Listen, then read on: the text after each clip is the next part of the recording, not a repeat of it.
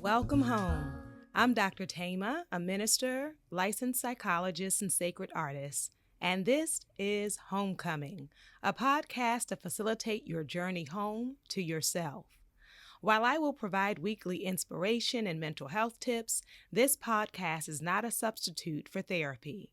I'm so excited you're on the journey.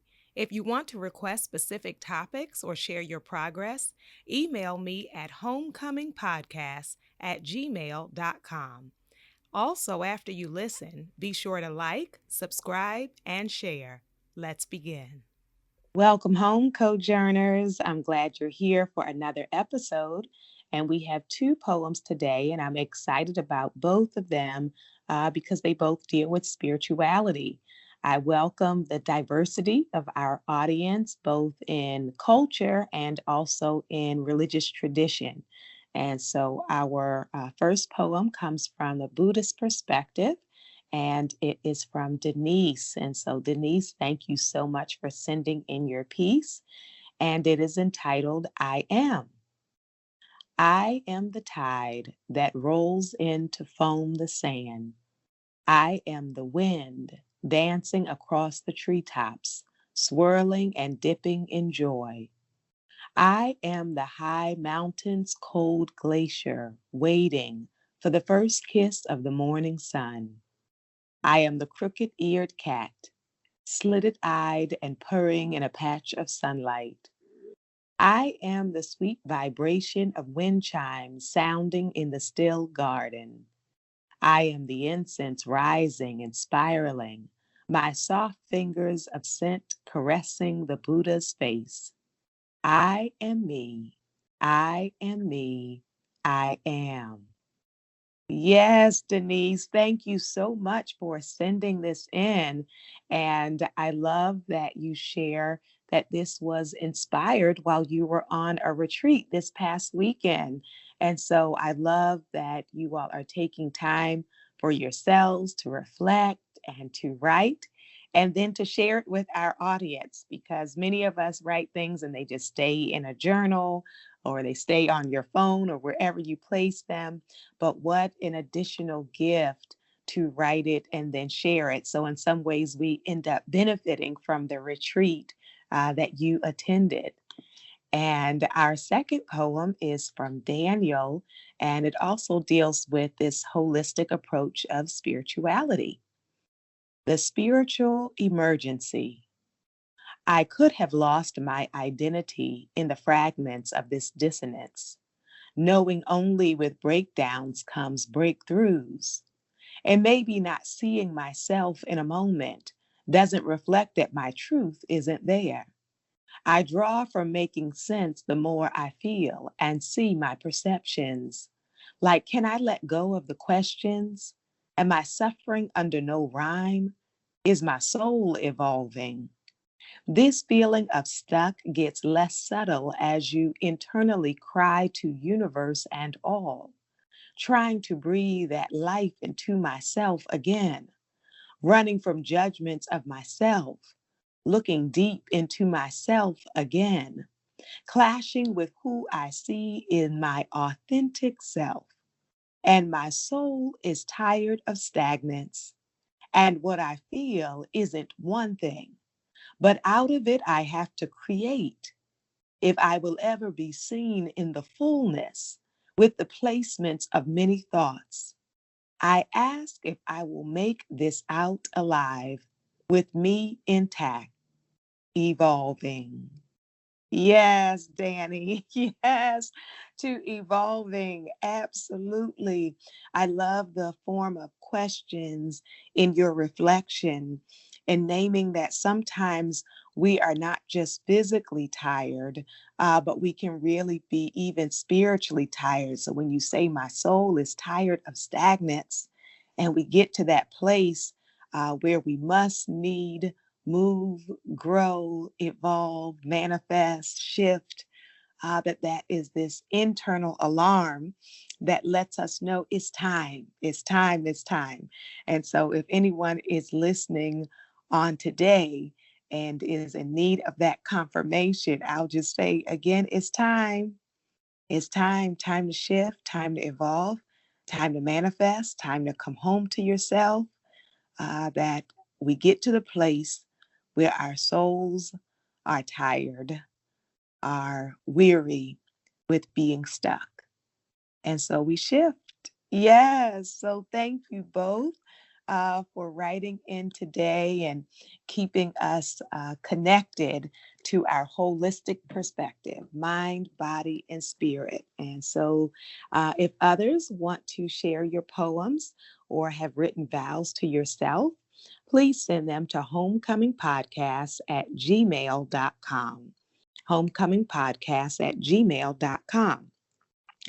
On today, we have an important topic that has been recommended, suggested, requested by multiple listeners, and that topic is jealousy in friendship.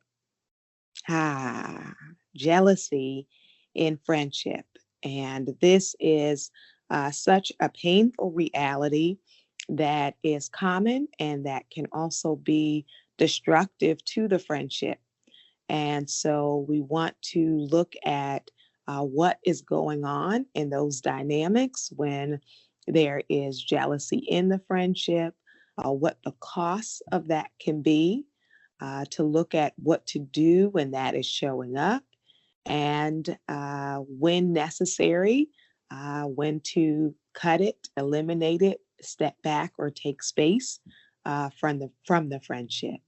So let us consider, some signs. How do you start to recognize jealousy in friendship? And let me say, some people will just come out and tell you, maybe when they're more self-aware, they will say, I'm so jealous, right? I'm so jealous of your life. I'm so jealous that you have this, and, whatever the particular aspect of your life that they desire. But there are ways that it can also show up in an unhealthy way. So I want to name from the beginning that jealousy on a surface level is really that you desire something for your life that you don't currently have, and someone else has it, right? So having a desire for something in your life that is not currently manifesting is not a terrible thing, right? It doesn't necessarily make you a bad friend. It's not necessarily psychologically unhealthy to desire something. So it may be as simple as this person has a lot of friends and makes friends easily, and you have always been shy. And so you kind of marvel at the way they do that. And you're jealous that they don't have the social anxiety that you have, that it's not really hard for them in the way it's hard for you to interact with people. And so that may be there. Sometimes if we are struggling financially and you have a friend who is doing very well financially, there can be that jealousy of like, oh, I wish I didn't have to stress about bills. I wish I had that life where it was not a worry or concern. If a friend has a partner or a loving partner, or is married, and that is a desire you have for your life, you may, find yourself wishing that you had what they have. Right, not their particular spouse. That's a different issue.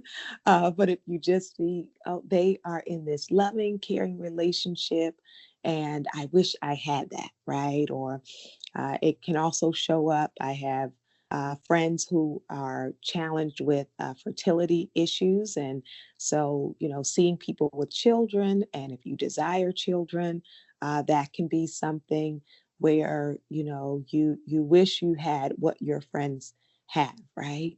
So there are, in and of itself, it is not a toxic thing or an unhealthy thing. It is what we do with that unmet desire, right? What we do with that unmet need within ourselves, and also how we respond to our friends, right? So when you can start to know it is a problem is, for example, when it blocks your friend from being able to celebrate you, when they cannot be happy for you, right? When they cannot celebrate your good news because they are so frustrated, bitter, disappointed that they don't have what you have, then that is going to damage the friendship, because then I have to censor my good news. I have to censor my joy because my joy makes you miserable. Right now, you can already see that's going to be a problem in friendship. We are not really friends if my happiness bothers you, right? If my blessings cause you to be angry, right? Then that's not real friendship, yes? So if you start to notice that people get angry about your good news, they are negative when you share a blessing that you have, that they always want to poke holes on it or dismiss it, or the backhanded kind of negative comments, which are really insults. And people, especially quote unquote friends, can hide insults in humor, right? So they are laughing and smiling while they're saying it, but as the hearer or recipient, that there is a sting to it, right? That it's a dagger in some ways with their words. And so that is a warning sign that the unmet need or the desire they have is now polluting the possibility of this friendship, right? Another one you can notice is not only are they unable to celebrate you, but when someone is in that toxic space with the jealousy, they are constantly trying to compete with you, right? They always need to outdo you. Anything you say, they have to say something to draw the attention back to themselves. Because when people are settled in who they are and clear about who they are, they don't have to constantly require all the attention, all of the praise, all of the shine, that they can sit with whatever is your story, right? Whatever your moment is, without needing to make it about them. And so friends don't compete with friends, right? It's not that kind of party, right? We want everybody in the friendship to win, right? That it is my desire for my friends' dreams to come true. It is my desire, like deeply and authentically, for my friends to be happy, for my friends to be fulfilled, for my friends to prosper, for my friends to live in purpose. And so when now it is different if we say this friendship circle is motivating or inspiring, right? So that's not competition. It's just, um, I see what this friend is doing, and that they take a step in faith, and they were able to do this thing. So now um, it inspired me to want to pursue my dreams. So you want to really reflect on, is it inspiration and motivation and that whole notion of iron sharpens iron, that we make each other better by just being in each other's presence? Or is it more a feeling of competition or one up or trying to outdo the other person? Yes. Another warning sign is when the quote is trying to make you feel bad about yourself. And so when people allow their jealousy to turn into this malicious place of trying to bring someone down, right? That in your mind, you have decided this person has like too many good things. So then trying to insult them, calling it constructive criticism, but it's really just meanness. And so when it comes from that really hate filled place, it comes with that anger in it. It gets revealed. The heart of the matter gets revealed. And of course, real friends can always give each other feedback or correction or guidance on something or insight. But it really is about the tone in which it is given that can let you know, is this coming from a place of love, or is this coming from a place of this person is really trying to like break my spirit? This person is really trying to like tear me down. That it's that whole thing of when people say, if you have friends like this, you don't need enemies. So if I am consistently leaving this person's presence or coming away from those phone calls feeling attacked or feeling like I have to be careful, I'm walking on eggshells, um, then that is telling you that their jealousy issues or whatever other issues they have going on are creating some poison in the friendship. And that may come from people struggling with their own insecurities and self esteem. That, from a behavior standpoint, goes from them desiring more from their lives to sometimes even trying to block opportunities for you. So you can tell a lot about the level of a friendship by the way people talk about you when you're not present, right? Or the way they are silent in spaces where other people are talking negatively about you. Yes?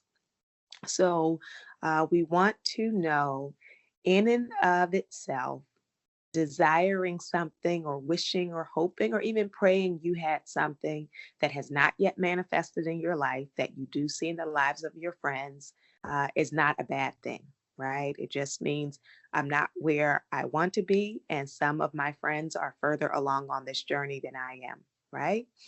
But when it becomes unhealthy or toxic or problematic, is when my unfulfilled dreams cause me to mistreat my friend, cause me not to be a supportive friend, cause me to compete with and even have difficulty celebrating or being happy for my friend, right? So we want to be aware of those distinctions. And I want to name two different categories for the friend who is holding the jealousy. That there's a category of people having things you don't have yet, but that are in the realm of possibility. So they may become goals for you, or they already are a goal for you. And so you work toward that goal, right? So um, if your friends have all graduated and you have not graduated yet, then you can say, I'm working toward graduation. This is something that I admire that these other people have or that this friend has, and I know I put my mind to it, my time, my resources. That is something that can manifest in my life, right? Or a lot of my friends, we like to write. So if one of the friends has never published their work before, and so they may feel like jealous of, oh my goodness, these other friends are published. But now I'm gonna like go out there, I'm gonna do the research and find out how can I publish my work, and I want to try to make this happen, right? So that is a way of going after the dream that does not require me to put down or be negative toward the people who have already done it.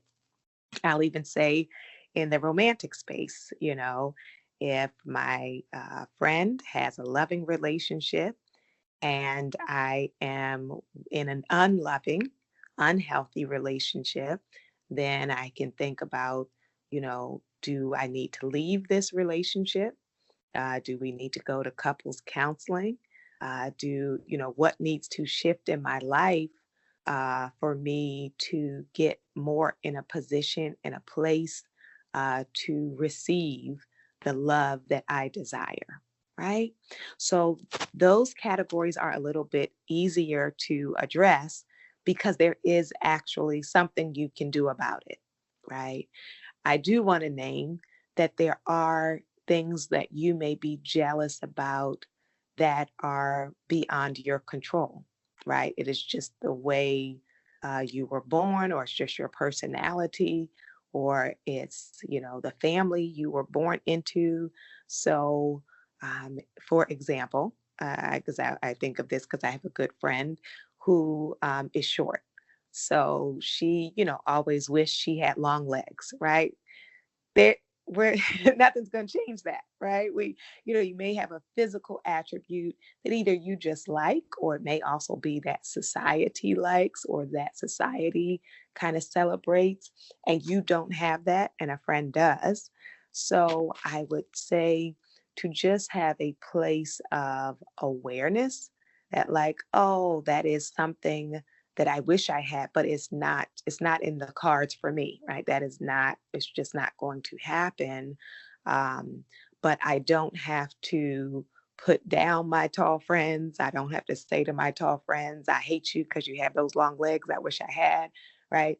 So it is that self-awareness and giving yourself compassion and clarity about, I would say even the family you were born into. We came out of Mother's Day and are going to go into Father's Day. And this can be a challenging time for people who are thinking about the parents they received and the parents they didn't receive.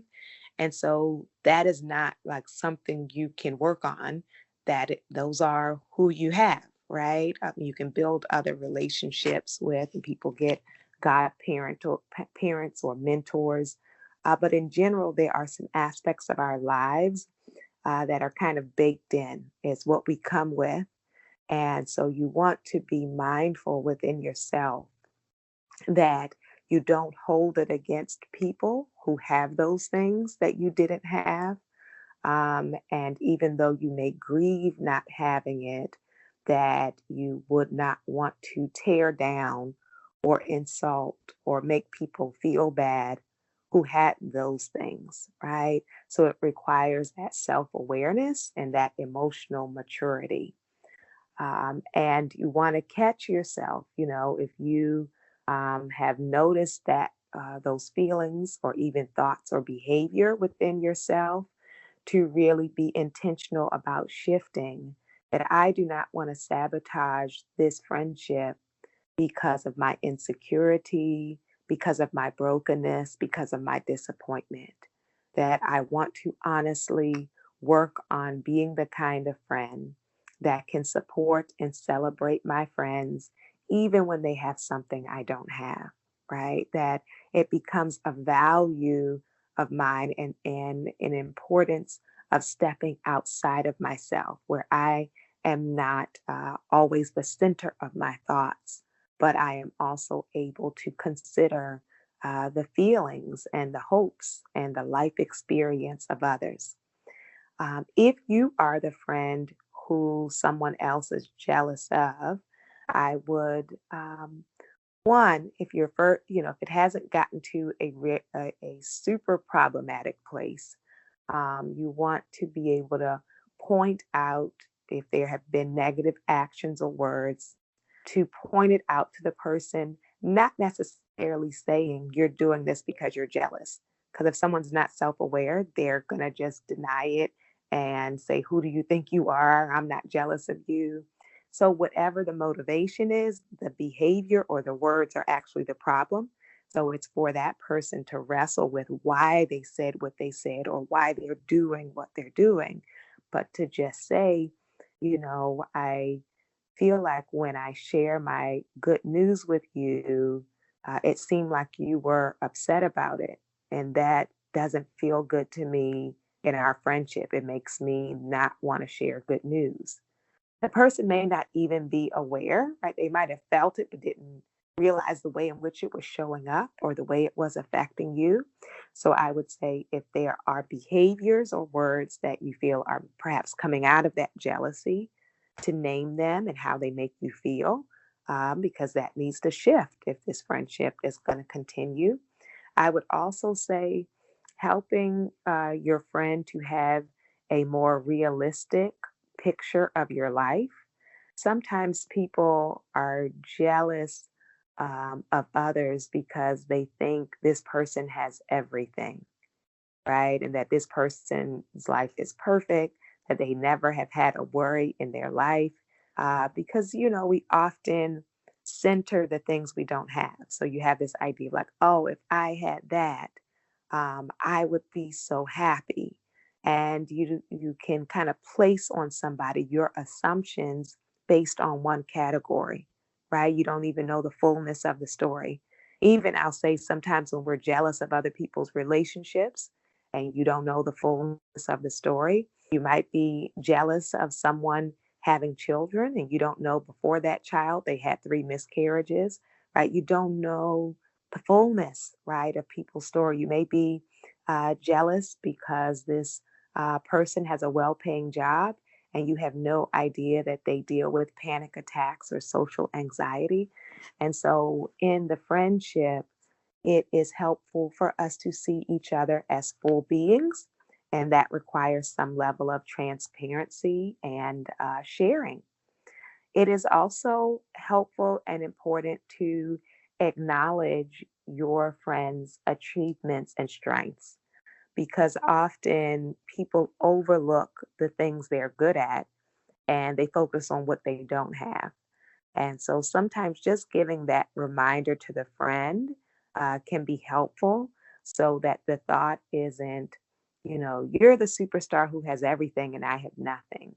And meanwhile, they're overlooking the gifts, the blessings, the skills they have, which is a natural thing. The things that come easy to us, we often don't think of as amazing, right? So I have a friend who's great at baking.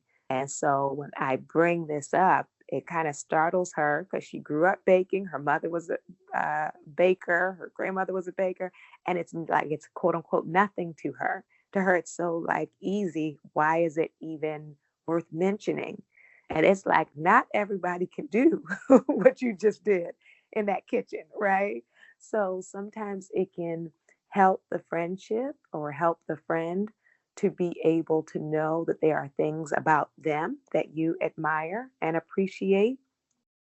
And then I would say, spend making sure that no one friend is dominating all of the airspace, right? That there is time for us to talk about everybody's dreams, everyone's hopes, everyone's disappointment, that there is equal space in the friendship, right?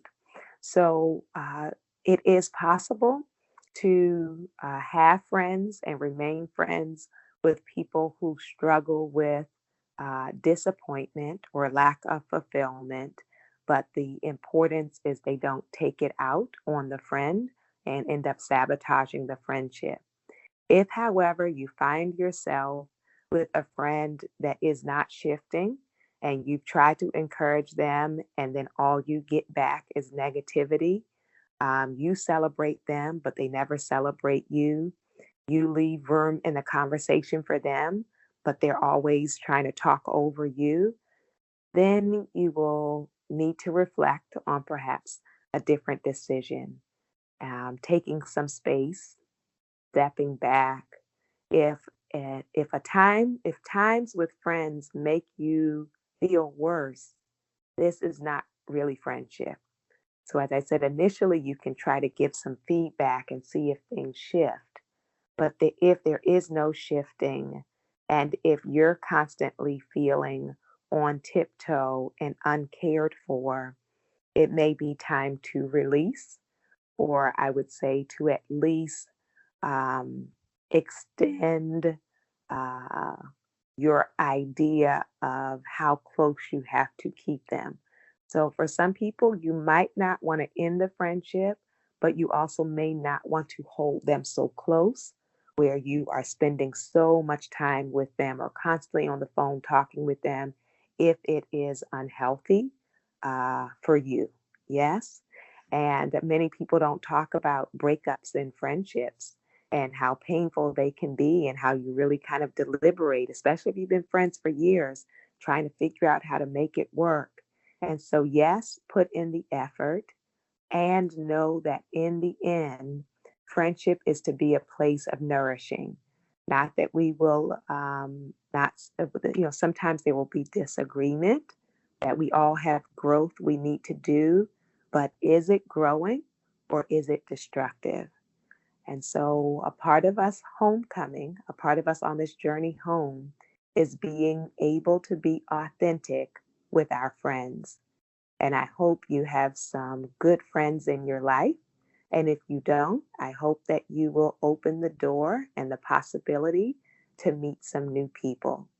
And if you are the jealous friend, I hope that you will not let your unfulfilled areas of life cause you to sabotage what could be a really good friend. And so work on your self awareness, build up your life in the ways that you can so that it will be fulfilling, and be mindful to celebrate and love your friends. I invite your soul to tell your heart, mind, body, and spirit, welcome home.